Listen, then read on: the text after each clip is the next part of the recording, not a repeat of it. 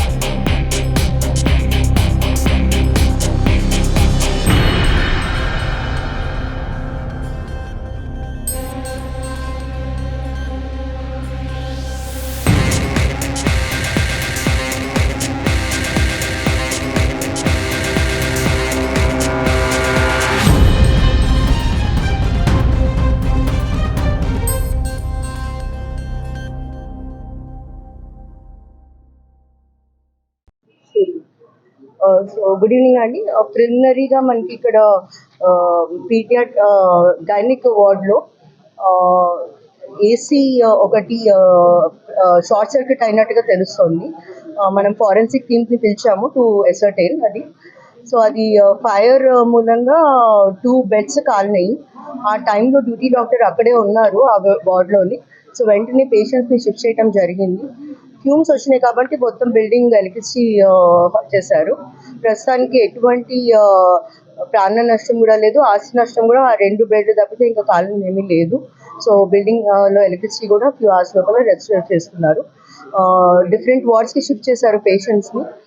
And paediatric wing పైన ఫ్లోర్లో ఉంది. సో ఆ పిల్లల్ని కూడా మనం షిఫ్ట్ చేశాము. అండ్ వీఆర్ టేకింగ్ వాళ్ళకి ఆల్ ఐసీయూ ఫెసిలిటీస్ అన్ని సరిగా ఉండేట్టు మీకు టైం టు టైం అప్డేట్స్ ఇవ్వడం జరుగుతుంది. యాజ్ ఆఫ్ నౌ మన దగ్గర ఇన్ఫర్మేషన్ ఏదైతే జీజీహెచ్లో దురదృష్టవశాత్తు సంఘటన జరిగిందో ఒక 1 అవర్ బ్యాక్, దీనిపైన అటు ఆసుపత్రి కమిటీ కానీ మిగతా అధికారులు కానీ అదేవిధంగా కూటమి నాయకులందరూ కూడా ఇమ్మీడియట్గా స్పందించి దీని మీద చర్యలు తీసుకోవడం జరిగింది.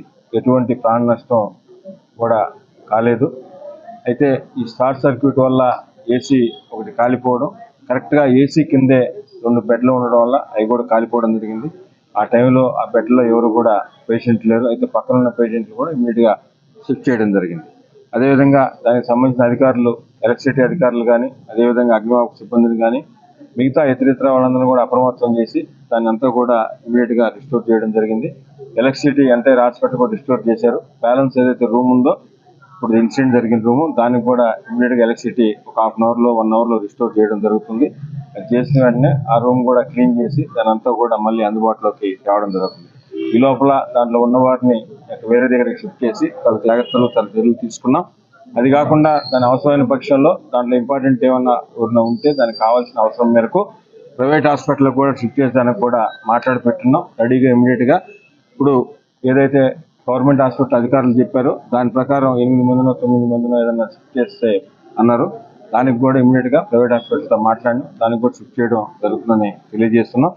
దీని మీద గౌరవ ఆరోగ్య శాఖ మంత్రులు సత్యకుమార్ గారు కూడా ఇప్పుడే మాట్లాడడం జరిగింది. వారు కూడా మాకు కానీ, అదేవిధంగా ఆసుపత్రి సిబ్బందికి కానీ తమ సూచనలు కూడా చేశారు. భవిష్యత్తులో ఇలాంటివి జరగకుండా ఎలా ఉండాలో దాని మీద కూడా అధికారులతో మాట్లాడి చర్యలు తీసుకుంటామని మీ ద్వారా ప్రజలకు తెలియజేస్తాం. ఎవరు భయాందోళన చెందిన అవసరం లేదు, ఎక్కడ ఏ ఇబ్బంది లేదు. అందరు అధికారులు అందరూ వచ్చినారు. ఈ కూటమి ప్రభుత్వంలో ఎక్కడైనా ఏదైనా ప్రజలకి చిన్న ఇబ్బంది జరిగినా ప్రభుత్వ అధికారులతో పాటు కూటమి నాయకులందరూ కూడా ఇప్పుడు మీరు చూశారు. తెలుగుదేశం, జనసేన, బీజేపీ అందరి నాయకులు కూడా ఉండి మా లక్ష్యం ప్రజల క్షేమమే లక్ష్యంగా పనిచేస్తున్నాం. అదే మాకు మా నాయకుడు చంద్రబాబు నాయుడు గారు కానీ, అదేవిధంగా పవన్ కళ్యాణ్ గారు కానీ, లోకేష్ గారు కానీ మాకు నేర్పింది. ఆ విధంగానే ఆ పందాన్ని పనిచేస్తాం. ఎవరు ఆందోళన చెందవద్దు. గవర్నమెంట్ హాస్పిటల్లో ఎవ్రీథింగ్ అండర్ కంట్రోల్. ఇది ఇక్కడ పరిస్థితి. నెల్లూరు జిల్లా ఎస్పీ అజిత విజయంలో మాట్లాడుతూ ఎవరికి ప్రాణ నష్టం జరగదని తెలిపారు. మిగతా వార్డులకు సంబంధించి కూడా అసలు కూటమి నాయకులు కానివచ్చు, జిల్లా ఎస్పీ కానివచ్చు, పోలీస్ సిబ్బంది కానివచ్చు, ఎటువంటి చర్యలు ఇది ఎవరి వల్ల నిర్లక్ష్యం జరిగిందో వాళ్ళపై కఠిన చర్యలు తీసుకుంటామని కూడా తెలియజేసిన పరిస్థితి. వీడియో జర్నలిస్ట్ ఆరిఫ్తో అభిషేక్, 9 టీవీ నెల్లూరు నుంచి.